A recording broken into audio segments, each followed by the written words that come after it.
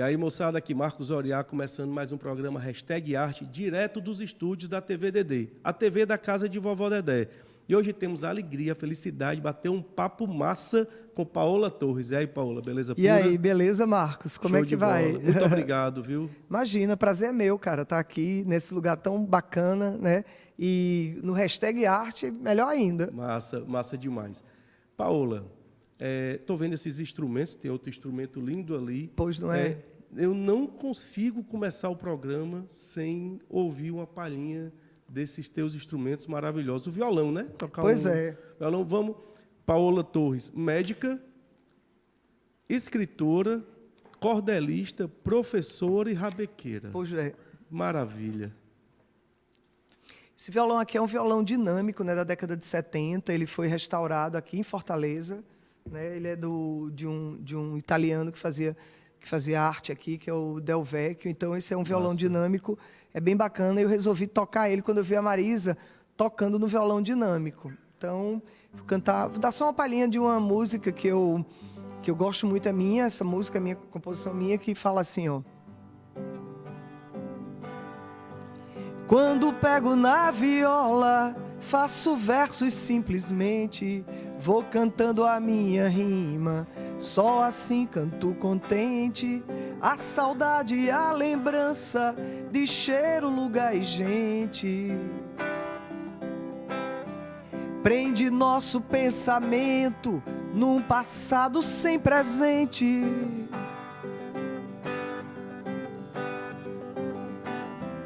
Nem todo verso tem rima, nem toda rima é repente, só toca no coração o que vem da alma da gente. Só toca no coração o que vem da alma da gente. Só toca no coração, o que vem da alma da gente. Rapaz, que coisa mais linda, lindo demais. Só toca no coração o que vem da alma da gente. Da alma da gente, verdade. Pois é. Que coisa maravilhosa. E por falar em coração, por falar em alma, por falar em arte, como foi esse encontro mágico, maravilhoso da arte com Paola Torres? Como foi isso? Olha, eu acho que assim, eu já nasci artista, né? Eu era criança e não vou dizer babá, porque ela não era babá, ela era uma menina que trabalhava lá em casa e que esporadicamente tomava conta de mim. E a gente morava numa cidade do interior de Pernambuco e geralmente à tarde ela me colocava, depois que eu tomava banho, ela me colocava pequenininha assim, em cima do muro do terraço, e ficava olhando a rua, o movimento da rua, o povo passando. E aí conta minha mãe que eu chamava o povo e dizia: "Ei, vem cá, vem cá". O povo chegava e dizia: "Ei, eu sei cantar, tu quer ouvir?" Que coisa linda. E aí é Que isso, legal. e aí é isso, né? Meus pais, meu pai e minha mãe, eles eram namorados e já faziam teatro, né? Meu pai e minha mãe encenaram Zé do Burro e Rosa no Pagador de Promessa, quando eles eram Então eram artistas, jovens e tudo. também. Não, eles eram artistas amadores, mas Entendi. gostavam Cultura em casa, da né? arte, Tinha arte em exatamente. Então casa. eu acho que desde cedo eu sempre fiz arte, assim, eu queria ser artista de circo, cantei em circo, fiz participação no espetáculo da Paixão de Cristo, Nova Jerusalém. Então, meu encontro com a arte sempre foi desde muito cedo. Foi natural, né? Foi natural. Veio desde menina. Exatamente, veio desde criança. Massa demais. E o trabalho artístico, porque foi para quando chegou a hora de dizer, cara, vou ter uma profissão, vou aqui estudar, fazer vestibular, essa parada toda. Como foi isso? Pensou ainda em arte? Pensei em arte, mas assim, é muito difícil. No interior de Pernambuco, né, não existe nas cidades do interior, diferente da Europa, no Pernambuco, não existe conservatório de arte, isso. Professores. Não tem estrutura, né? Não tem estrutura. Então, eu nunca tive uma oportunidade maior. Nem sequer uma professora de piano tinha. Eu não tinha piano em casa, meus pais não tinham condição de ter um piano. Entendi. Né? Então, era muito difícil você realmente... E a gente sempre teve continuamos tendo uma pouca valorização da cultura popular, do artista popular. Isso. Né? Quem faz a arte popular. Da arte como dos um brincantes, todo, né? mas da cultura mais popular, ainda mas da da cultura popular, né? mesmo. Né? Agora Entendi. é que a gente vem tendo a valorização dos mestres da cultura. Isso. Né? Mas a gente não tinha antes dizer que reisado é cultura, reisado é arte, maracatu é arte. O próprio cordel, né? O próprio cordel, né? O cordel é literatura, então era muito complicado. E quando eu cheguei na faculdade de medicina, eu passei na faculdade de medicina muito cedo, entrei na faculdade com 16 anos, entre 16 e 17 anos. E quando eu cheguei, uma das primeiras coisas, quando eu fui morar no Recife, que eu era uma menina matuta do interior, quando eu fui morar no Recife, uma das primeiras coisas que eu fiz foi procurar o conservatório. E aí eu cheguei no conservatório, porque o conservatório ficava no trajeto entre a faculdade e o pensionato que eu morava. Entendi. E todo dia eu passava na porta do conservatório. Um dia eu resolvi criar coragem e entrei lá. Cheguei lá e disse, olha, eu queria muito entrar no conservatório. Aí o cara vira para mim e diz assim, você sabe alguma coisa de música? Eu disse, não sei nada de música. Aí ele disse, vem cá. Aí tinha uma sala assim, e aí ele me mostrou uma aula de solfejo. Então tinha um meninozinho de uns 8, 9 anos de idade com a partitura, solfejando a partitura, né? Entendi. Lá, ré, dó, ré, mi, lá, sol, ré, dó, ré, solfejando e tudo e tal. Aí depois ele mostrou outra sala, o menininho no piano e tudo. Ele disse, olha, você já está muito tarde para você, você não tem mais. Imagina, eu com 16 anos. 16 anos, uma menina, né? 16 e ele disse anos, que estava tarde. Estava tarde, entendeu? Podia ter ceifado, né? Quer dizer uma coisa assim. Não, e ceifou realmente porque eu não entrei. Não entrou, não? Não pude entrar no conservatório. Poxa, não entrei, não. Ele entrei, realmente fechou as portas. Fechou as portas. Caramba. E tudo e tal. Né? E aí eu fui. Aí foi a minha imersão na medicina, né? Minha imersão na medicina. E a medicina deixou muito pouco espaço para você fazer outra coisa, porque é muito puxado o curso. Puxado, né? Na minha época, muito puxado ainda, né? Era mais puxado do que é hoje. A gente realmente tinha uma exaustão. E eu tocava violão, e tocava rabeque, tocava realejo, que a gente chamava, era gaita, né? Entendi. Tocava gaita de hobby, mas nunca num processo de me entender como artista. Isso mas só nunca deixou a arte também, né? Nunca deixei, mas eu não assumia para mim mesmo, não me entendia como artista. Entendi. Entendeu? Isso já vai surgir muito depois, muitos anos depois, já na maturidade, foi que eu tive a coragem de dizer assim, resgatar. Eu sou artista. Massa. Mas a escolha da medicina, porque assim, uma menina... Qual era a cidade do interior de Pernambuco? Foram várias, eu morei em 14 cidades. 14 cidades? 14 cidades. Porque tua família e teu pai trabalhava... Meu pai era bancário e ficava... Entendi. Estava sempre... Qual era o banco? Qual era o banco? Banco do Estado de Pernambuco, o Bandep. Aí ficava em várias cidades, Em várias cidades. Do interior do Estado de Pernambuco, Do interior do Estado de Pernambuco. Tu és pernambucana? Sou pernambucana, nascida em Gravatá. Massa. E aí, por que a medicina? Eu escolhi a medicina porque eu queria mudar o mundo, né? Eu achava que né? Que legal. Que eu queria fazer uma coisa, inventar um remédio, fazer alguma coisa para mudar a vida das pessoas. Entendi. Eu conheci muito a realidade da seca, da zona da mata. Então eu achava que como médico eu tinha essa ilusão, né, de que a gente poderia mudar o mundo. Mas hoje eu acho que a gente pode mudar o mundo de cada pessoa que a gente atende. Eu acho realmente que eu consegui meu intento. Pronto. Porque eu acho que cada pessoa é um universo, Cada né? pessoa é um universo. E quando você atende cada pessoa, você faz a diferença. Então, você muda o mundo, muda aquele mundo, né? Exatamente, você muda Massa. o mundo. Ou seja, então, conseguiu. Consegui. Maravilha. E aí entrou na faculdade com 16? 16 anos, uma menina estudiosa, Quase né? 17, né? Ou Quase seja, 17. O estudo sempre teve muito presente, né? Porque Sim. entrar numa... Estudo cultura, né? Porque a gente vê que tem uma galera que vai para a medicina. Acho que acontece isso também com a arquitetura, tem alguns cursos que chamam a galera que é curiosa do mundo, né? E que gosta de estudar, e que gosta de mergulhar no estudo. E aí entrou na faculdade, curso longo, né? Curso longo, e foi no Recife, a faculdade. No Recife, mas aí eu terminei terminar meu curso no Rio de Janeiro, porque eu já tinha um interesse, assim, por essa coisa de arte, né? Entendi. E aí o Rio de Janeiro era uma oportunidade que eu tinha de conviver com artistas. Então, no finalzinho do meu curso, eu me encontrei com Toninho Horta, que é um grande artista, um grande violonista, Lena Horta, Yuri Popov, que são de Minas Gerais e me apresentaram a Beto Guedes, a Lô Borges. Então, eu tive a oportunidade de viajar com essa galera pelo interior de Minas. E isso foi uma coisa muito importante para mim, que eu não teria oportunidade se eu tivesse ficado em Pernambuco. Cheguei a fazer um espetáculo com a Lula e Lucinda, com o Egberto Gismonti, com a TT Espíndola, em Brasília, pelas águas do Brasil, né? A gente estava tentando resgatar as águas da central do Brasil, né? do centro-oeste do Brasil. Então, o Rio de Janeiro veio nessa oportunidade. Eu também tinha muita vontade de fazer cinema e tinha a Universidade Federal Fluminense, que tinha curso de cinema. Eu cheguei a prestar vestibular para cinema, cursei um semestre de cinema, então, no Rio de Janeiro. Ou seja, a médica vinha fazendo a medicina lá em Pernambuco, mas sempre com o olho na arte, exatamente, na cultura. Não bastava a medicina. Não. Né? Nunca... Não bastava, existia sempre uma inquietude na alma de, cara, eu amo isso aqui é massa, mas tem algo que fervilha aqui e eu preciso de arte. Né? E isso aconteceu durante a faculdade. E durante a faculdade em Pernambuco, sempre tu teve ligada à arte, à cantoria, aos cordéis, como é isso? Produzia? Sim, eu tocava num barzinho chamado Excalibur, né? E do final de semana, de 15 em 15 dias, eu revezava com o cara, eu ia tocar dia de sábado Recife? No Recife. A estudante de medicina tocando à noite, que massa, cara. E eu tocava, né? Música de barzinho mesmo, música de barzinho. Repertório, MPB e tudo. Nessa época, o meu grande amigo, né, que hoje é bem famoso, que era o Lenine, tocava em Olinda, né? Tocava em Olinda.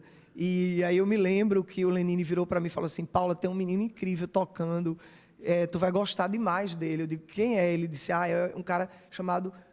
Diz o sobrenome que ele botou nele. Eu digo: qual foi? Ele disse: cara, o cara botou Science. O nome do cara é Chico Science. Eu digo: não, cara, não, é um absurdo isso. Aí ele: pois é, vamos ver esse cara. Eu digo: vamos, né? E o Chico Science era lá de Brasília, cara. Teimosa, né? O cara era muito fera. Espetacular, né? Espetacular. Lirinha, do Cordel do Fogo Encantado. Foi meu colega de turma em Arco Verde. Eu e Lirinha, a gente estudou no mesmo colégio, na mesma turma. Poxa, então tinha um fervilhão ali, tinha uma galera tinha muita, massa, tá acontecendo, né? muita então, gente. Então, tu era daquele tempo, daquela moçada... Exatamente, daquela moçada toda. Da lama ao caos, do caos à lama. Exatamente, Rapaz, Chico Science é massa lá em casa direto. O Luiz Otávio é direto ouvindo Chico Science. O Chico incrível, né? O Chico era incrível, né? E o Chico é aquele músico orgânico, né? O Chico... Ele é aquilo, o Mangue Beat é aquilo ali. Brasília Teimosa, o cara vai com influência de maracatu, Criou né? Que uma no onda Recife, ali dele própria, né? Sim, né? Misturou lógico, tudo, né? Lógico, e isso vem também do influência que a gente ia muito para a Casa da Rabeca do Brasil com o Mestre Salu e Dinda Salu. Então, o Mestre Salu, que era um rabequeiro de primeira categoria, de primeira grandeza, né? Então, eu acho que vem muito dessa coisa de Nazaré da Mata, com maracatu de baque solto, com maracatu de baque virado do Recife, tudo. Então, acho que isso influenciou muito... Um ambiente muito propício, a gente, né? Exatamente. Massa, acho que essa organicidade da cultura popular influenciou gente como Lenine, como Marcos Suzano. Lenine é incrível, né? Como Lenine Lirinha. Lenine é massa, tá entendendo? É incrível. O próprio Alceu, eu acho que também foi muito... Alceu é uma geração bem atrás da gente, né? O Alceu já era ídolo quando a gente estava por lá e tudo, mas eu acho que o Alceu também foi muito influenciado pela cultura popular do Recife, de Olinda. De Pernambuco. Massa. E aí cara, eu vou concluir meu curso no Rio de Janeiro. No Rio de Janeiro, e exatamente. Era uma forma de... Foi pro Rio. Exatamente, era uma forma de... Ainda prestou vestibular para o cinema, mas ainda não cursou. Prestei, abandonei, não dava. Não dava não, né? Dava não. E aí terminou o curso de medicina no Rio de Janeiro. Mas já nesse universo de música, nessa vibe de arte. Aí eu entrei na residência, né? E aí eu me reuni com um cara chamado Júlio Pimentel, que era um grande percussionista. E aí a gente montou um grupo muito interessante chamado Cria Instrumental. E aí a gente está falando de uma época muito especial, que era aquela época da Era de Aquários, da espiritualidade, onde todo mundo era, sabe, Odara, né? Aquela coisa assim... Que ano foi isso? 92. Aí teve a Eco 92 no Rio de Janeiro, que foi muito importante. E aí, eu e Júlio, a gente bolou um espetáculo para a gente fazer no Museu de Arte Moderna do Rio de Janeiro, na Eco 92, era um pré-Eco, E foi um espetáculo maravilhoso, onde a gente reuniu músicos, onde realmente, conceitualmente, eu queria mostrar aquilo que eu acho que a medicina pode fazer, que a arte, eu estava conversando mais cedo aqui na casa da vovó Dedê, dizendo que a arte, ela é uma forma de terapia. Isso, com certeza. Ela é terapêutica. Para A quem prova faz e para quem disso- recebe, né? A Os prova dois. disso é a doutora Nise, que eu tive a oportunidade de conversar com ela, de entrevistá-la, de conversar com ela. Um grande amigo meu, cineasta, estava fazendo o filme e eu era assistente de direção dele. Que massa. E era uma obra ficcional, meio ficcional, sobre a doutora Nise, mas tinha partes onde a própria doutora Nise falava, né? Entendi. E o que é que acontece? Você veja o que a doutora Nise conseguiu com o Museu do Inconsciente, com a pintura, né? Transformar, Aquilo né? ali, o Museu do Inconsciente ainda hoje, né, é uma coisa mundial, né? A doutora Nise revolucionou a psiquiatria a partir da arte. Massa. Então, massa. eu acho que a arte, ela não apenas ela insere o sujeito, ela tira o sujeito de situações de risco, como ela também insere a pessoa num outro nível de percepção, de modo que, quando você pensa nessa tríade do corpo, da saúde física, mental e espiritual, a gente tem que fazer com que as pessoas entendam o que é isso, o que é o físico, o que é o fisiológico, o que é o mental, que é o cérebro, e o espiritual é esse link, não é espírito, alma, religião, é o que é sagrado. Entendi. E eu acho que se existe uma coisa que é sagrada para todo ser humano, é a arte. Arte, com certeza. E que faz Todo o link ser do humano, sagrado, né? exatamente. Eu vejo, a gente vai para qualquer igreja, eu disse isso aqui, qualquer igreja, pode ser, ou qualquer religião, pode ser a católica, pode ser a protestante, pode ser o candomblé, pode ser o espiritismo, qualquer um, tem música. Sim. A música linka e eleva para um contato Sim. externo e interno. Sim. Né? É Sim. impressionante isso. Sim. E a pintura, o desenho, da mesma forma. Exatamente. Você veja uma coisa, assim, já te cortando, mas assim, quando você olha, né, desde os templos indianos, né, o Vedanta, que é a religião mais antiga que a gente tem registro, pictórico, né? Entendi. Então a gente olha no Vedanta, você tem toda a parte artística. A religiosidade era indissociada da arte e da saúde. Quando você chegava nos templos de Asclépios, na Grécia Antiga, você tinha as sacerdotisas. Então, você estava doente, você chegava, você primeiro tomava um banho numa piscina. Depois que você tomava um banho nessa piscina, você vestia roupas, você tomava ervas para você sonhar. E depois você desenhava o seu sonho para a sacerdotisa entender o que era que você tinha. É parte do processo. Parte do processo da de cura. diagnóstico e cura. Exatamente. Que massa, nos templos né? de Asclépios, né? Então, aí isso vem desde a antiguidade, tem a Capela Sistina toda pintada pelo Michelangelo. Então, assim, nunca a arte foi indissociada da religiosidade e da saúde. A gente, nessa civilização paranoica da gente, né, esquizofrênica, é que a gente faz essas dicotomias. Mas nunca houve isso, né? E tem que resgatar. Exatamente. Né? E eu vejo que existe um movimento, a gente tem lá, a Lia Sanders conversou aqui com a gente, que também é artista, sobre isso, e tem muitos psiquiatras e outros médicos que têm usado exatamente a arte como contato. Sim. E nesse link, como é que Paola mistura a arte com a medicina? Como é isso? É tudo junto, né, Paola? A primeira coisa que eu tenho feito é romper uma barreira, do preconceito, né? Entendi. Belchior, que todo mundo conhece, esse grande artista, ele foi expulso da faculdade de medicina porque mandaram ele escolher que ele ou podia ser médico ou podia ser cantor, artista. Meu Deus do então, céu. isso é uma coisa que a faculdade de medicina fez.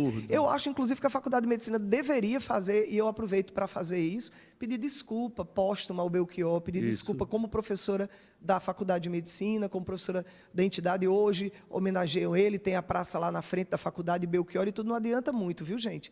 Porque uma homenagem póstuma, tudo bem, serve para a família, serve para as pessoas jovens, mas... Tem que pedir desculpa, mas a gente... É importante realmente, isso é uma coisa... E os professores continuam fazendo essa prática. Muitos professores tolhem os alunos que querem ser artistas. Dizem que não é possível um médico... Existe muito preconceito, né? Eu tenho mestrado em farmacologia clínica, eu tenho doutorado em farmacologia, pós-doutorado, e, assim, eu só pude falar de arte dentro da faculdade, tudo porque eu sou uma velha professora, onde hoje meus alunos já são meus chefes e já assumiram cargos lá na universidade, e só assim eu pude fazer isso. Agora, imagina quando eu era um estudante de medicina, que se você queria fazer arte, como o Belchior, quando era estudante, você é cerceado. E quantos ficaram no meio do caminho? Né? Exatamente. E quantos ficaram no meio do caminho que tentavam... Falando nisso, mandar um abraço aqui para o meu genro, Daniel Lira, que é músico e vai terminar medicina na UFC final do ano. Pois é. E é massa, porque é um menino que está lá...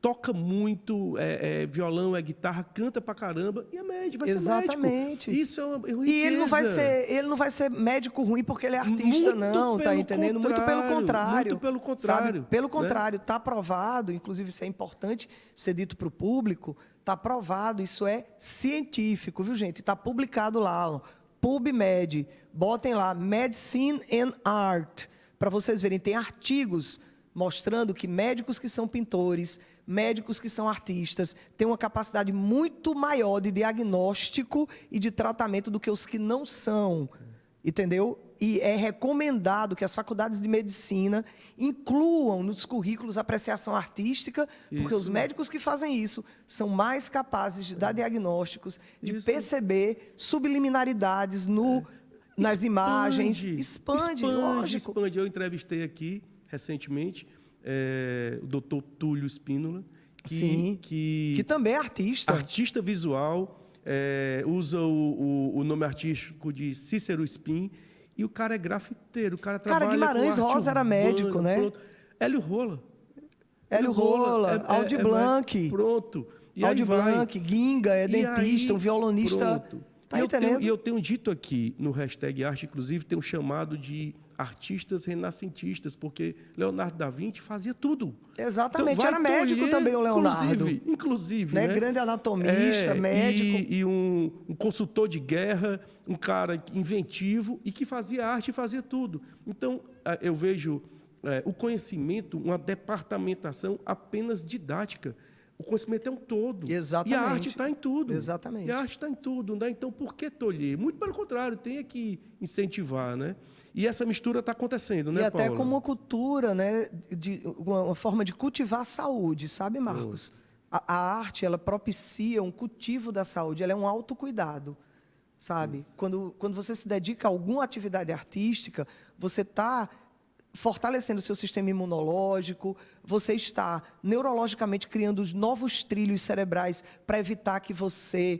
Eu sempre estou comprando um instrumento novo, eu sempre estou tentando aprender uma coisa nova, né? Já fazendo uma prevenção do Alzheimer mesmo, né? Na minha memória e tudo, tal. A saúde emocional também. Se manter criativo, você se manter, né? Se manter então a inventivo. arte, ela... E fora, ela ocupa, né? E fora assim, né? Eu participo de um coletivo, né, de artistas que é o Craft, né? Nós somos um coletivo de artistas. E isso é uma coisa que acaba... A gente outro dia estava pintando na rua e grafitando a rua e tudo, tal. Isso foi incrível, porque você está lá na rua, você está com os seus amigos, você está com jovens artistas que estão junto de você, e você tem a oportunidade de... Deveria ter tido muito mais gente, por exemplo, velhinhos sentados nas cadeiras, as pessoas passavam na rua, ficavam encantados com aquilo que estava acontecendo. Então, isso é um grande movimento de restauração de saúde. Isso. Sabe? Interior e exterior. Exatamente. Né? É seu e do próximo. Essa galera que passou ali na rua Itaiçaba e viu a gente pintando naquele dia, aquilo iluminou. Exatamente. Né? Então, ilumina o artista, ilumina o mundo, ilumina quem tá passando. Arte é massa, né? É muito bacana, A arte é incrível, né? Vamos mostrar um vídeo. Tem 2 vídeos aí, eu queria mostrar os 2. Um É do... A galera vai ver, né? Quem é? Eu acho que eu não vou nem dizer quem é, não. Sim, a gente Aí... estava conversando nesse dia e interessante que ela comentou que além de tudo tocava rabeca. Eu digo, eita rapaz, eu sou doido para tocar rabeca. Doido para aprender a tocar rabeca e tal. E a gente conversando sobre isso, no outro dia chegou um presente aqui em casa. Tu mandou uma rabeca para ele? Mandei uma rabeca para ele. Parabéns pro Braulio Bessa, que é um cara incrível, né? Um poeta formidável. E outra coisa, né? Lá ele tem a orquestra, né? Ele está fazendo lá em Brejo Santo, ele tem uma fundação. Alto Santo, né? Alto Santo, é Brejo Santo. Toda vez eu digo Brejo Santo porque tem Brejo Santo lá em Pernambuco. E eu sei que é Alto Santo, porque eu trabalhei em Alto Santo. Não, né? mas eu digo Brejo Santo porque tem Brejo Santo em Pernambuco, eu fico com Brejo Santo na cabeça. É Alto Santo, Alto né? Santo. E o cara formidável. E aí eu pedi o vídeo, que eu quero mostrar o outro vídeo, que fala sobre essa questão, da saúde com a literatura. No dia 7 de abril, segunda-feira, 19 horas, a gente vai bater um papo sobre esse grande cordel aqui de neoplasias hematológicas em cordel.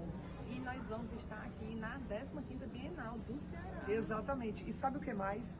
Todo mundo que for profissional de saúde, médico, enfermeiros, agentes de saúde, que chegarem aqui para assistir a palestra, vão levar de graça e com autógrafo. Neoplasias hematológicas em Dizem cordel. pra galera Pois é, doença do sangue em cordel, né? E a Lia Freitas, né? Ela foi minha aluna na universidade, né? Na Unifor. Então, assim, antes dela ser primeira-dama, ela foi aluna de medicina. Massa. Então, eu disse para ela não estava lá como primeira-dama, eu disse, como minha aluna, vamos lá falar da importância que esse livro teve, porque exatamente nesse momento ela estava passando pela disciplina de hematologia, pela parte do sangue, né? Disciplina não, porque lá não tem disciplina, mas ela estava passando por isso. Eu convidei ela para conversar comigo, para dizer assim, olha, o que foi que isso aqui ajudou na sua vida, né? Massa. Então, é para ajudar jovens médicos a compreenderem melhor essas doenças do sangue, leucemia, linfoma, mieloma, de onde vem, de onde rai, quando tu rende, de onde tu rai. O que é isso? O que é isso? Por meio do cordel, que é uma linguagem lúdica, né? Cara, que massa, né? E com certeza aprender por meio dessa literatura formidável é muito mais agradável do que num livro. Claro que tem livros técnicos de hematologia e tal, mas é mais fácil pelo cordel. Com né? certeza. Facilita. Com certeza. Não que prescinda do livro técnico lá, escrito e tal, mas ajuda, né? Ajuda Cria demais. Conexões, né? O Cordel foi o Jornal do Sertão, né? O Cordel, ele alfabetizou muitas pessoas. Muitas pessoas foram alfabetizadas no Cordel. Por meio do Cordel. E Carlos Drummond de Andrade diz que o Cordel é, né, realmente a literatura originalmente brasileira. Ele disse isso na Semana de Arte Moderna. É a nossa literatura. É a nossa literatura, originalmente brasileira. E uma coisa que eu queria, isso é uma campanha que eu tenho feito, todo programa que eu vou eu falo isso, que é o seguinte, eu acho que a Academia Brasileira de Letras tem um débito muito grande com o cordel brasileiro. Entendi. Nós não temos um cordelista na ABL. Eu acho isso... Não tem cordelista? Não tem nenhum cordelista na ABL. Eu acho isso uma grande lacuna na arte brasileira e da academia. Podemos chamar de preconceito? Eu acho que é um preconceito, né? Você sabe que eu lancei esse livro, que é lindo, né? O Cordéis é Unidos e Outros Escritos, e uma grande pesquisadora, a maior medievalista do mundo, a professora Ria Lemé, que esteve aqui na Bienal, que esteve aqui em Fortaleza. Eu estava lá. Pois é. Incrível. A professora Ria, ela é da Universidade de Poitiers, e ela dizia uma coisa, ela teve a oportunidade de conversar e entrevistar o Patativa. Você sabia que o Patativa, ele não queria se dizer cordelista? Poxa. Ele preferia ser poeta matuto, poeta popular e tudo, do que dizer que ele era. Cordelista. E eu tive a oportunidade de, através da Universidade Federal do Ceará, eu sou do Conselho Editorial da editora da UFC, e nós lançamos, o ano passado, um livro do Patativa Cordéis, que foi organizado pelo professor Gilmar de Carvalho, que foi o primeiro prefaciador desse livro, e eu tive a oportunidade de prefaciar, de fazer um novo prefácio para a edição da UFC. E é todo de cordéis do Patativa. Então, o Patativa tem uma obra maravilhosa em cordéis, chama Cordéis. Recomendo que vocês adquiram esse livro. E ele não se dizia cordelista. por conta dessa questão. Ariano certamente. Suassuna fez vários martelos agalopados. Se você for ver os livros dele, ele lançou agora, aliás, os familiares dele lançaram a obra poética póstuma dele, que somente é a obra poética do Ariano. Tem vários martelos agalopados que o Ariano produziu e o Ariano nunca se disse cordelista.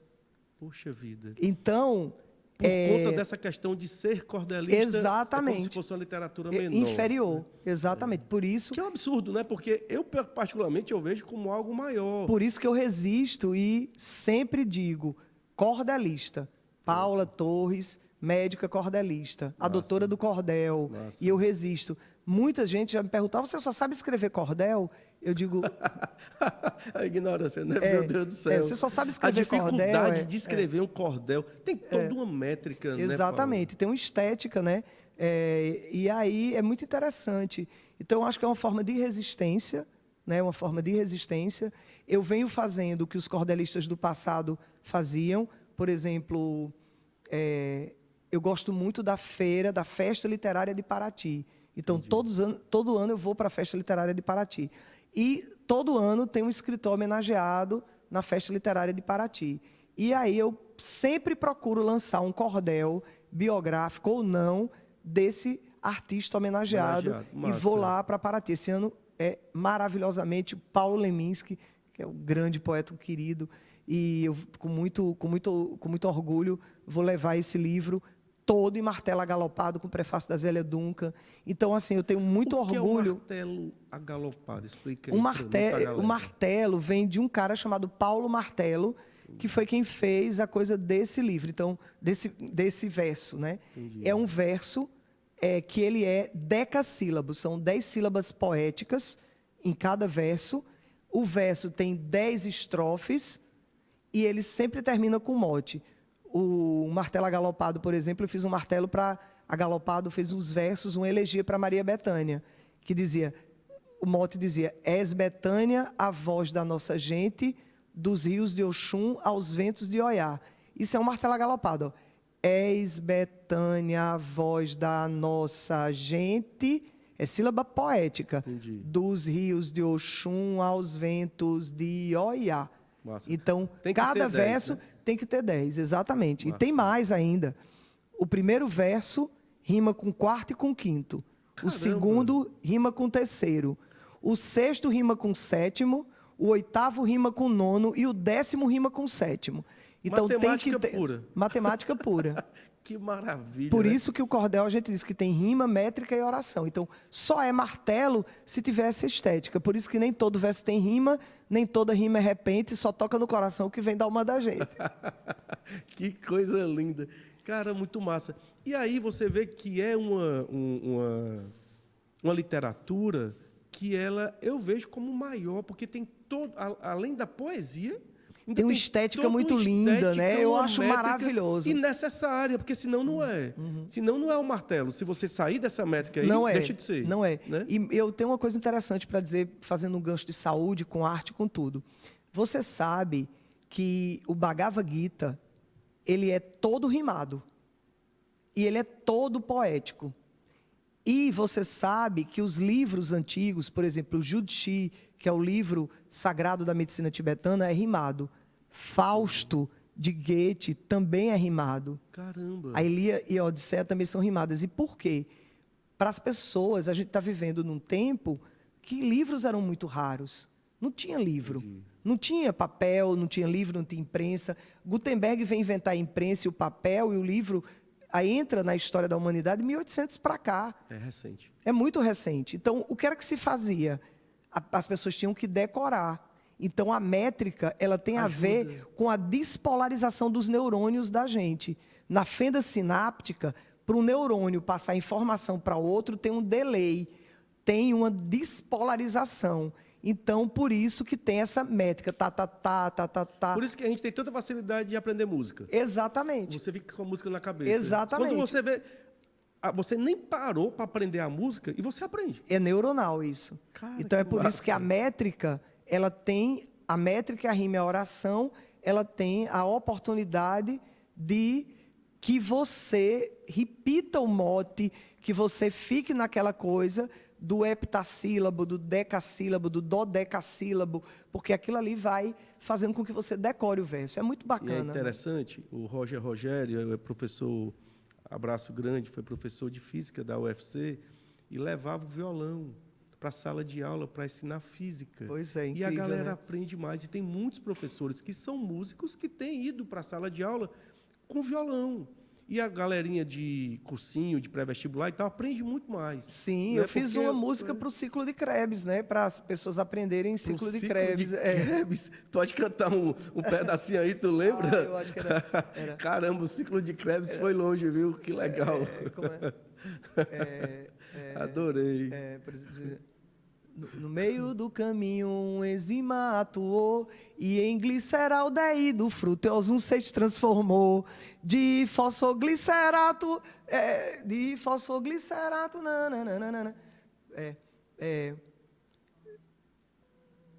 nananana, piruvato, lactato. Era uma coisa assim, eu fazia o ciclo de Krebs todo em música como legal. Ó, Susana, não Tu chore falou por por mim, mim. fez a paródia, Então, né?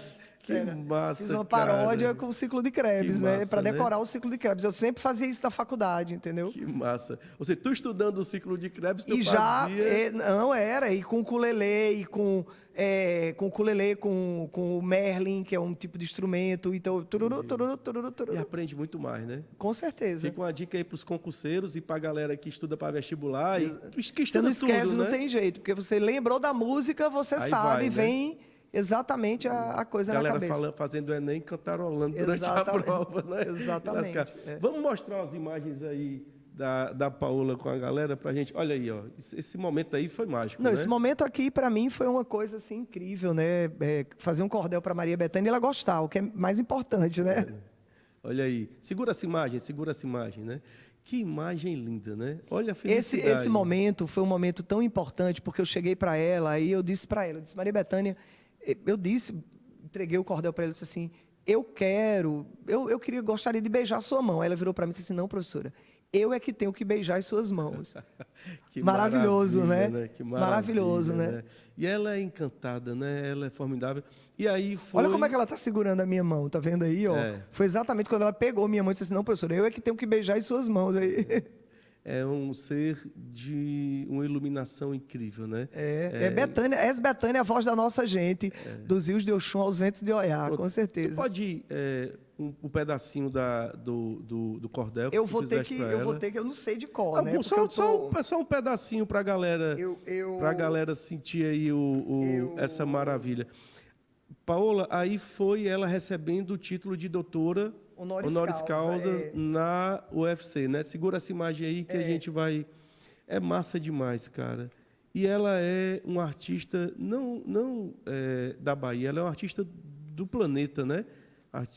Eu vou Vamos lá. dizer a segunda estrofe que diz assim: Certo. o recôncavo inteiro guarda a história, nas margens que a Bahia fez sagradas, e nas águas serenas consagradas vive a força de um povo em sua memória. És canto e luz e tua oratória, é rima e fé que vem nos embalar. És o fervor que faz a alma pulsar, em chama intensa, viva e reluzente. És Betânia, a voz da nossa gente, dos rios de Oxum aos ventos de Oiá. Rapaz, parabéns, que coisa linda, Pois cara. é, Que coisa pois é. linda. É bacana porque você junta, né? Você junta tudo num martelo. Eu gosto muito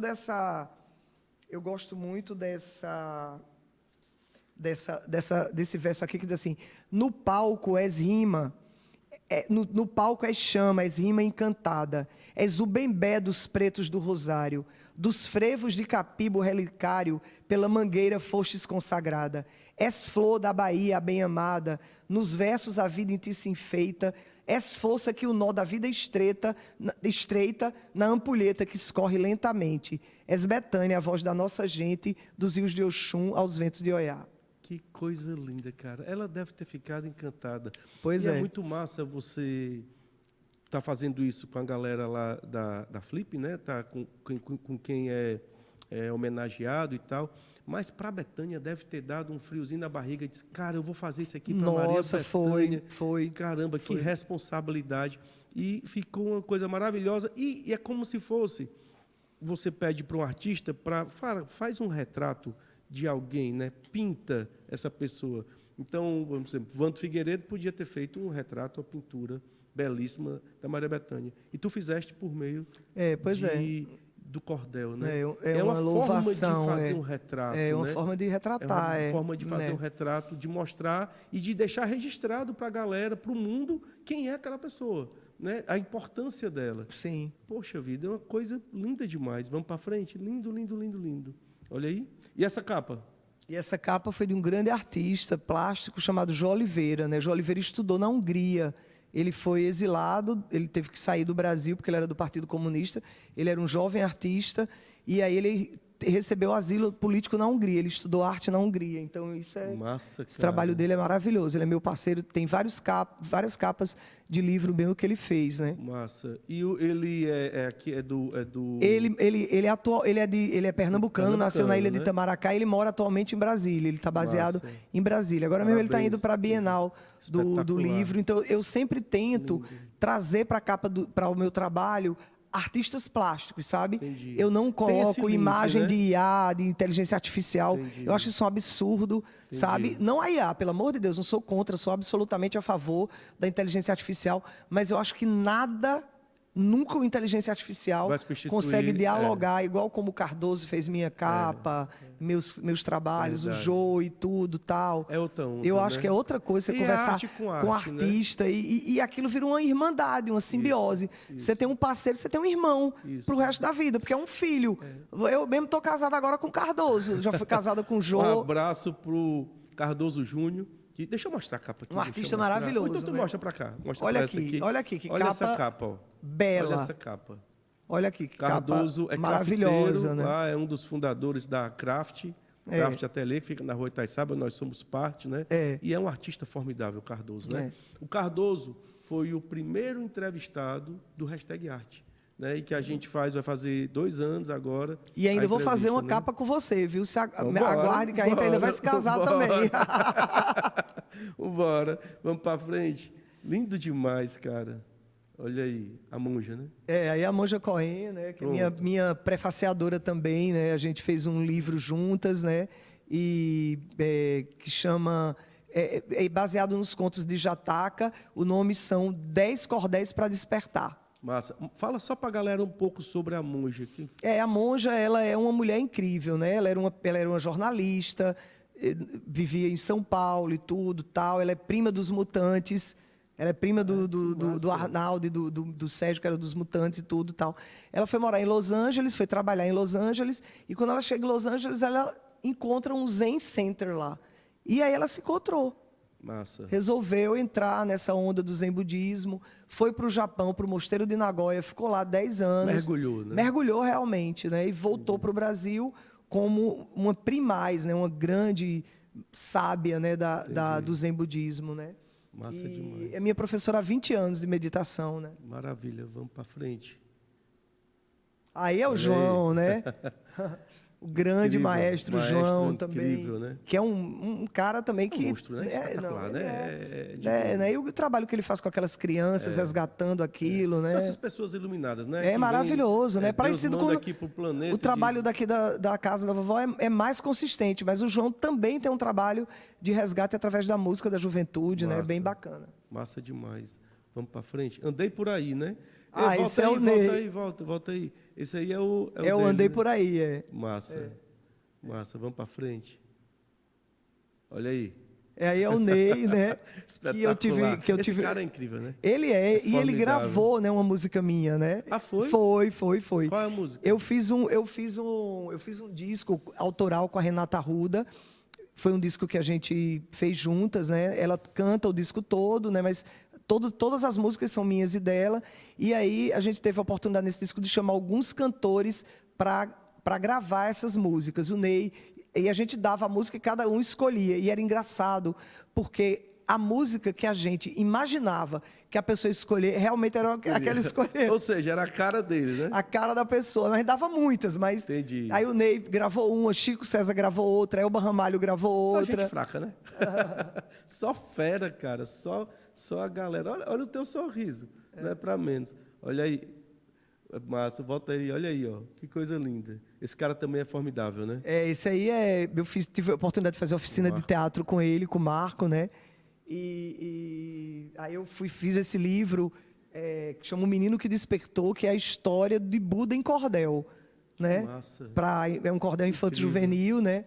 E também é todo ilustrado pelo João Oliveira, todo pintado em aquarela, é lindo esse livro. E a gente vê que é a pegada do Ju, né? Ali a gente vê Exatamente. tem a pegada E dele, aí eu né? fui mostrar para o Marco Nanini esse livro, que ele gostou muito. Aí a gente foi relembrar, né? Quando eu fazia oficina com ele de teatro no Rio de Janeiro. Então é um cordel sobre... A vida do Buda, é a vida do Buda em cordel, Massa. O menino que despertou. Massa. E é massa porque você pode falar sobre o mundo todo por meio de cordel. né? Exatamente. Que maravilha. Vamos para frente? Pronto, essa é a minha parceira, Renata Arruda, né? E aí foi quando a gente foi para Paraíba gravar esse disco, né? E foi uma delícia gravar esse disco com os músicos paraibanos e tudo, tal. Fiquei indo e vindo por causa da medicina, né? Mas deu certo e o disco saiu. Chama Nordeste in Natura, tá lá no Spotify, em todas as plataformas. In Natura. Nordeste Massa. in Natura. Massa. E que violão lindo, hein? É pintado por um artista plástico também, né? Lindo demais. Esse violão dela foi pintado por esse cara. Massa. Bora para frente. E ali o Bully e os Bully. coletes aí Do Expedito, Mestre né? Expedito, Massa. Aí. Aí também outro parceiro, né, meu, de Espetáculo. vida, que é o Drauzio Varela. Tem um documentário. Tem um documentário chamado Sertão de Dentro. É uma websérie que ele veio para aqui, para Quixadá. Nós passamos 15 dias juntos, conversando com pacientes com linfoma, né? Então, são 4 episódios que tá lá no YouTube, chama Sertão de Dentro. Massa. Só botar lá, Paola Torres, Drauzio E é um Varela. documentário teu com Com o Drauzio, com o Drauzio. Foi exatamente sobre esse livro, Ele andei faz por ele aí, tem um trabalho que formidável, foi parar né? a primeira edição desse livro foi parar na mão dele, Entendi. do Drauzio. Ele gostou e aí me chamou para Para fazer o documentário.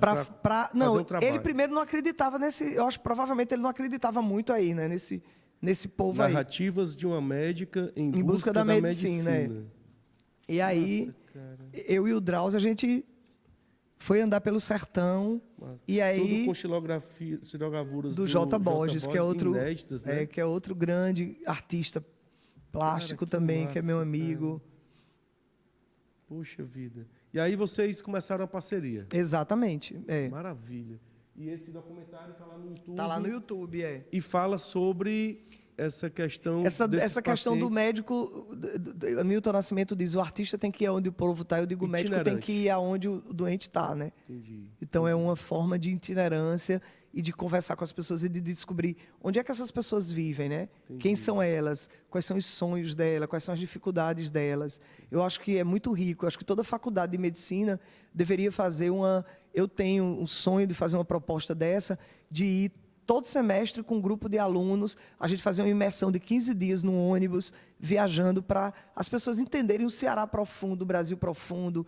De onde é que vem essas pessoas que você consulta? gente, Onde elas vivem? Quem são essas pessoas? Quais são os sonhos delas? Quais são os sonhos delas, Porque né? a gente tem a tendência, eu digo isso muito para os meus filhos. O Luiz Otávio, eu converso muito com ele, de cara, Fortaleza não é isso aqui. Exatamente. É muito mais. O Ceará não claro que tem locais lindos, mas é muito grande. E tem as pessoas, eu trabalhei em Alto Santo, e em Alto Santo a gente andava no sítio, que a galera chama no sítio, que é uma localidade, depois da localidade, e a gente chegava lá e não via um fogão.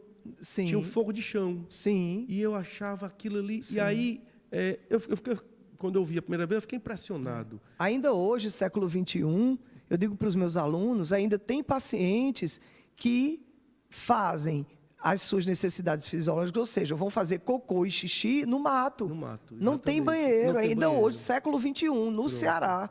A gente não tem um saneamento público aqui Exatamente. na capital e muito menos no Exatamente. interior. E essa é a realidade daquela pessoa. E a galera trata como normal, mas não é normal. Eu tenho uma Não paciente, pode. que está curada, que tem outro livro que eu escrevi sobre, outro cordel que eu escrevi sobre ela, que chama A História de Maria contra o Linfoma, a Saga do Caroço, que Peraí, ela... de novo.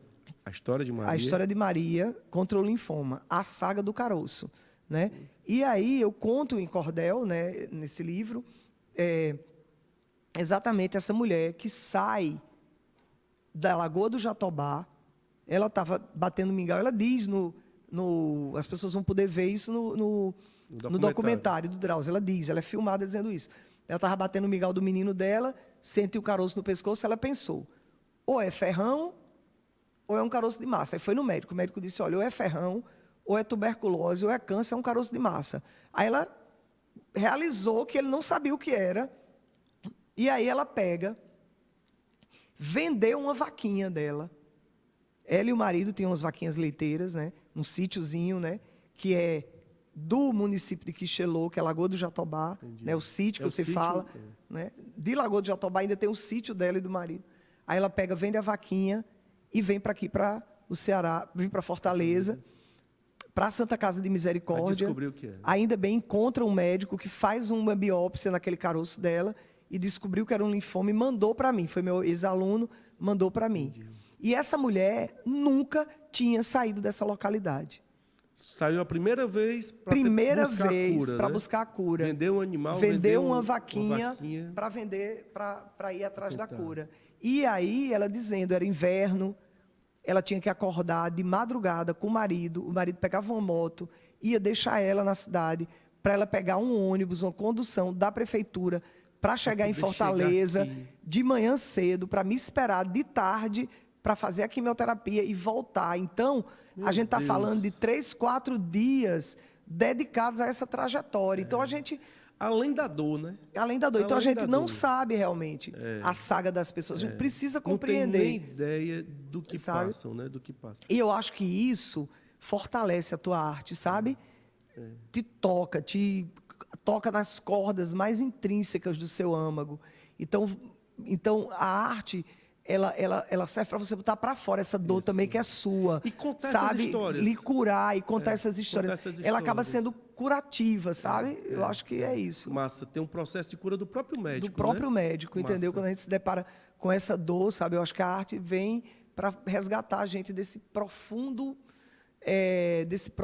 encontro com a dor do outro, com a tristeza, com a impotência, às vezes, né? Com a finitude. E a galera não entende que existe uma realidade que Sim, não é a nossa, né? Sim. E a gente tem, eu digo muito, cara, vamos olhar o que a gente tem, como é que tá, porque a galera tem muita coisa difícil por aí.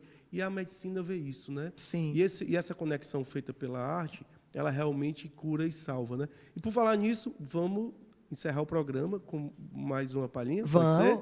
Bora?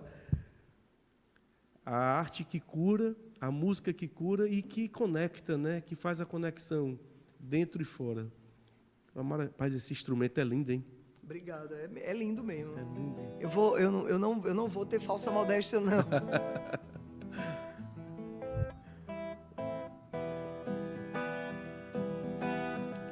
A caatinga, quando chove, canta. Chove.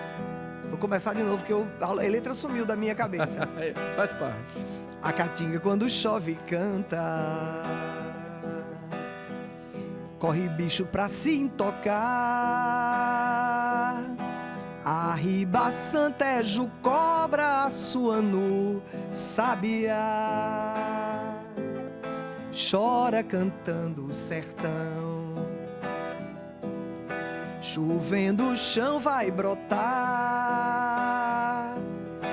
E toda alma vivente vai poder se alimentar. Sertão é mãe,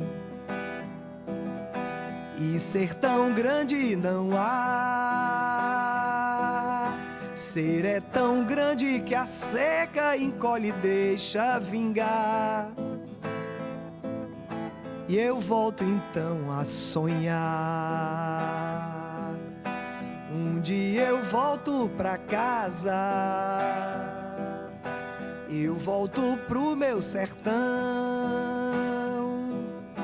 que é para quando eu morrer me misturar nesse chão. Meu corpo vira poeira, poeira do meu sertão. Um dia eu volto pra casa. eu volto pro meu sertão, que é para quando eu morrer me misturar nesse chão. Meu corpo vira poeira, poeira do meu sertão. E escuto que a terra diz: voltei enfim pra ficar. O vento sopra macio e faz a poeira dançar. E eu estarei ressurgindo em tudo que vai brotar. Rapaz, que E aí diz coisa isso: um dia eu linda. volto para casa, eu volto pro meu sertão, que é para quando eu morrer, me misturar nesse chão, meu corpo virar poeira, poeira do meu sertão. Paola, que coisa linda. Muito obrigado, muito obrigado. Obrigada pelo convite, Que obrigada a todo massa, mundo, obrigada a todo cara, mundo que da trabalhou aqui técnica. da técnica para levar essa entrevista no ar. Muito Massa. obrigado aos meus parceiros, aos meus amigos, né? Massa. Um beijo para todo mundo. Obrigada, Massa. Marcos. Para Massa, você, massa, um beijo massa. grande. Muito obrigado Massa. por fazer esse hashtag arte chegar e fazer com que as pessoas reflitam, né? E aprendam que a arte pode ser curador e curativo, né? Massa. E é a nossa missão, né? Exatamente. É a nossa missão. O Zé Tarcísio esteve aqui e disse assim, cara, ajude os artistas. Você que tem um filho artista, ajude o menino, ajude a menina, né? A fazer essa arte ir para o mundo, né? Exatamente. E é isso mesmo, né? A gente precisa, como diz a Andrea Daloli, a galera diz, espalhar a arte, né? E fazer a arte tocar no coração. Com certeza. Né? Paola, muito obrigado. Hashtag arte com Paola Torres. Hashtag arte. Viva a vida, viva, Viva a a arte. cara. Massa.